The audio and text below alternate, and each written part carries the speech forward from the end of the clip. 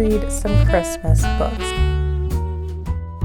I really hope the sun comes out of the clouds so that the lighting in this video can be a little better. I'm crossing my fingers, but good morning. It is currently December 13th, about 10 a.m., and I move out of my college dorm tomorrow. So I want to do one last reading vlog while I'm here before I move out for winter break. Just have a chill day with you guys, reading, packing up, and I want to specifically read some Christmas books. Now, one thing about me is I usually don't read specific books for Christmas. I don't think I ever have in the past. I read one Christmas book so far this year and hated it. We're just gonna forget that that one happened. But I have a couple of ones on my Kindle from Kindle Unlimited that people have recommended to me or that I've seen booktalkers really love. So they've kind of weeded out the bad ones for me, I think. So hopefully the ones that I have on my Kindle are really good. I'm also gonna get ready. I need to finish my face. But before we talk about Christmas books, I wanted to update you guys because a couple days ago I actually went to Barnes & Noble. Of course I did. And I did a little book shopping. So I'll put those clips right here.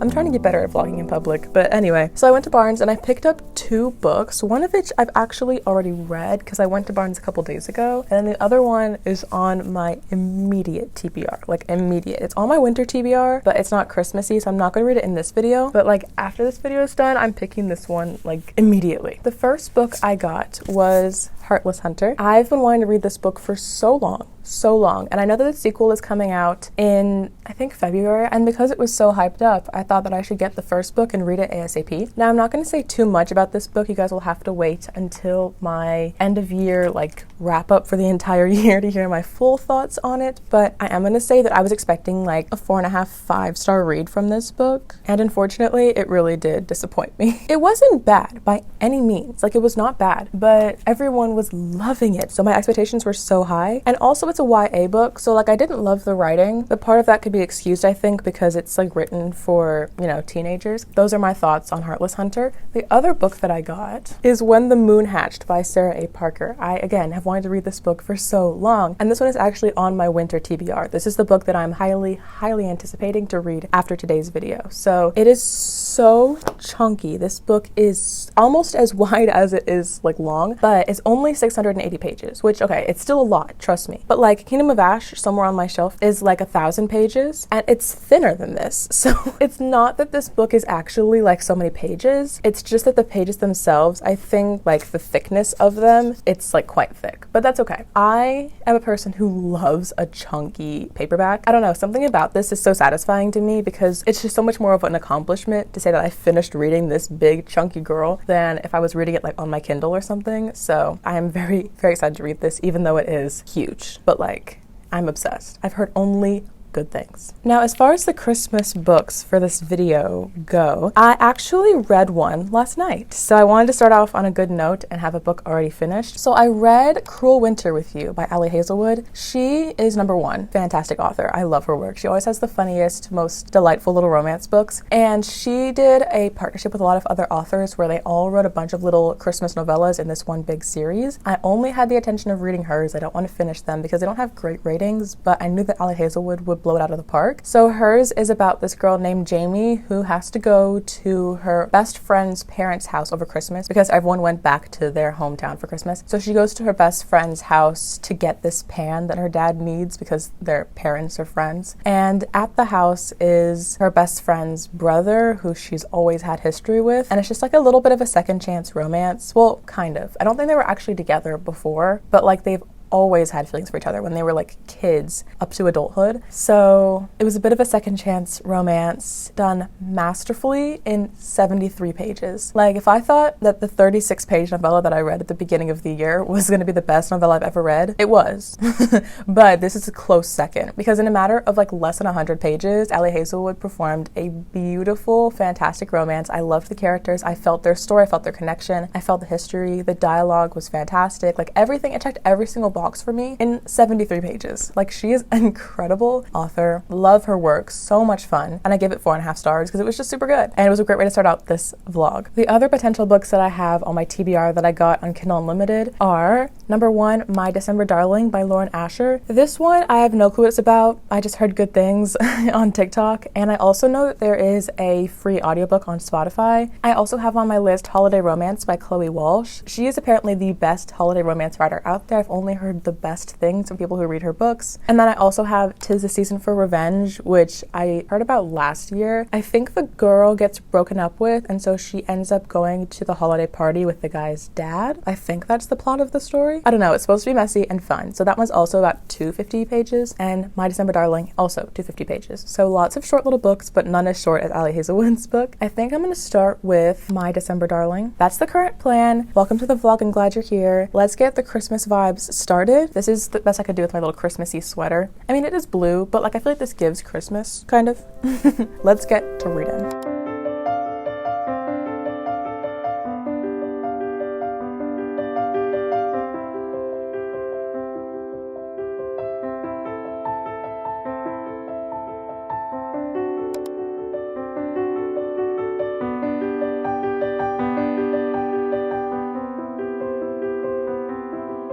So I went to go grab breakfast, right? And then on the way back, it started raining. So not only am I like now wet, like my sweater is dripping water, the lighting is probably not gonna get better all day because it's cloudy and rainy outside. So that's lovely, but maybe it adds to like the cozy atmosphere of like late fall, early winter Christmas vibes. Anyway, I want to talk about My December Darling, which is the book that I have been listening to on audiobook format. I'm in chapter 5 right now. This is about 250 pages, so not too long. And I've heard people online say that if you like Grey's Anatomy, you'll like this book because the dedication to this book, I don't have it physically, so I can't actually read it, but I think it says something about like if you can't choose between McDreamy and McSteamy, which are 2 people in Grey's Anatomy, then you might like Dr. Darling, who is the main guy character in this book. So it's like definitely a hospital romance because I think she is a traveling nurse and he's a doctor of some sort. So basically the plot, our main character Catalina's sister Gabriella is marrying Catalina's ex Aiden. You're like connecting the dots here, right? And then Aiden's best friend Luke, or Lucas, is Dr. Darling. So there's like no bad blood between Aiden and Catalina, but now that Catalina's sister is marrying Aiden, of course she's the maid of honor, and then Lucas is the best man. So you can kind of see where this is going here. It's going to be like a wedding relationship, kind of short story thing that takes place around Christmas. There's also like Christmas festivals and like making famous recipes and things like that. Again, I'm not super far in. I wouldn't say this is an enemies to lovers, but like Catalina is known as like the black cat, so she's kind of grumpy, but I think deep down she just wants love like everybody else. So I don't know, not anything crazy of a concept, but it should be entertaining at the very least. Yeah, I'm at chapter 5, so I'm gonna try to get a good way through this physically. Like I said, I have it on audiobook, but I'm scared that my audiobook minutes are gonna run out because Spotify doesn't tell you like how much you have left, which is so annoying, so I just have to guess basically. So I'm gonna read it on my Kindle now and try to get a good chunk of the way through.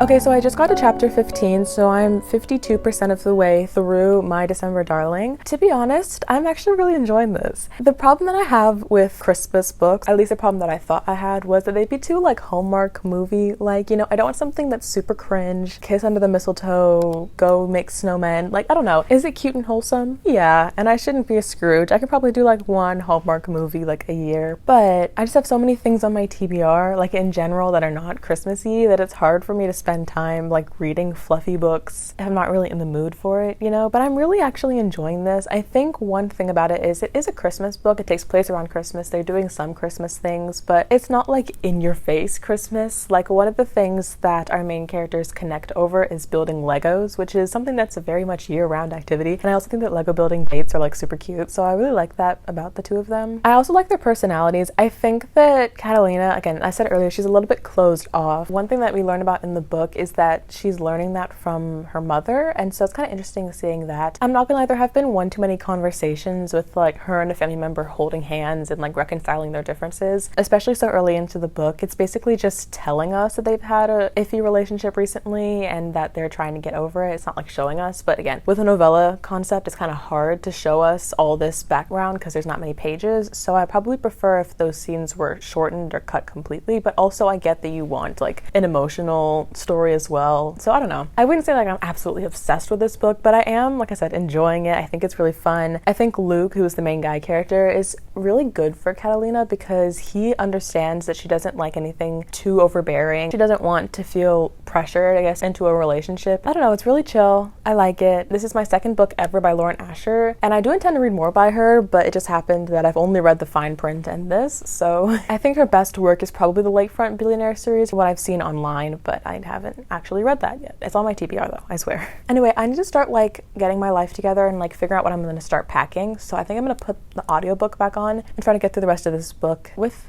my headphones.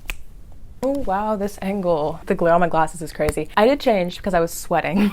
I realized that before I could start packing up all of the stuff to move home for winter break, I had to choose, number one, what books to bring, but also I had to take thumbnails for the videos I'm going to film over winter break at my house. Thumbnail vibe in here is better. I don't know how to explain it. So I was just like changing and like taking different photos. That's why all the books, or at least most of the books, like off my bookshelf and like on the ground next to me. I also have some on my bed. So I was taking thumbnails up there, roll the footage now of me struggling, trying to get a thumbnail.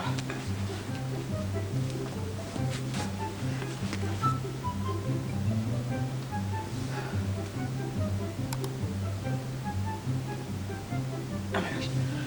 There better been a good thumbnail out of that.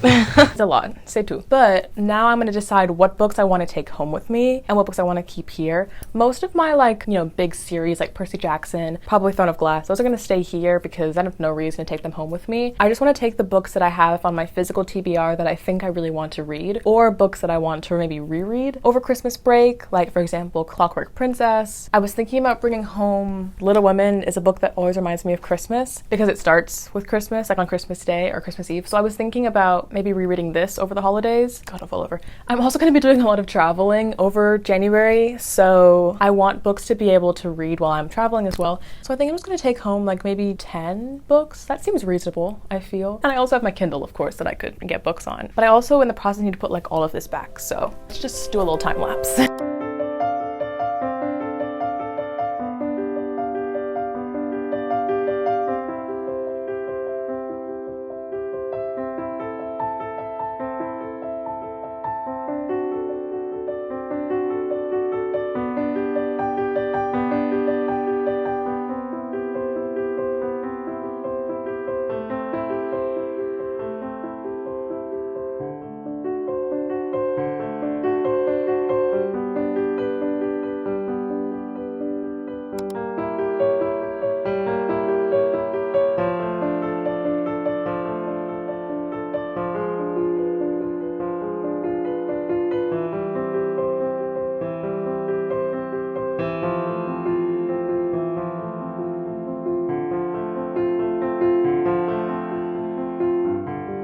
Okay, so I just finished My December Darling on my Kindle, and I thought it was really, really good, really sweet. It had, you know, the 2 years later epilogue that I always hate, and cringy maid of honor speeches at weddings, those kinds of things. But I mean, like, for a Christmas novella, well, not really, it's like 250 pages, not really a novella, but for Lauren Asher, this is as short as she can go. You know, whenever you're like considering the type of book it is, etc., it was a really sweet romance. So I think I'm gonna give My December Darling 3.5 stars. I really did enjoy it. Props to Lauren Asher for creating yet another holiday romance that I'm enjoying. We're 2 for 1 right now, which is great. The one that I read earlier this month, awful. But this one and then the Ali Hazelwood one, both really, really good. I was going to read a third book in this video, but I'm not gonna lie, I think I may be holidayed out just a little bit. And I really, really, more than anything else, want to read When the Moon Hatched. So I think I'm gonna call it quits here as far as the books in this vlog. I did do a lot of packing. I have like my boxes and stuff on the ground and everything, but I still have a lot more to do going into the rest of this evening as far far as packing up my entire life away. I also have a final exam tomorrow,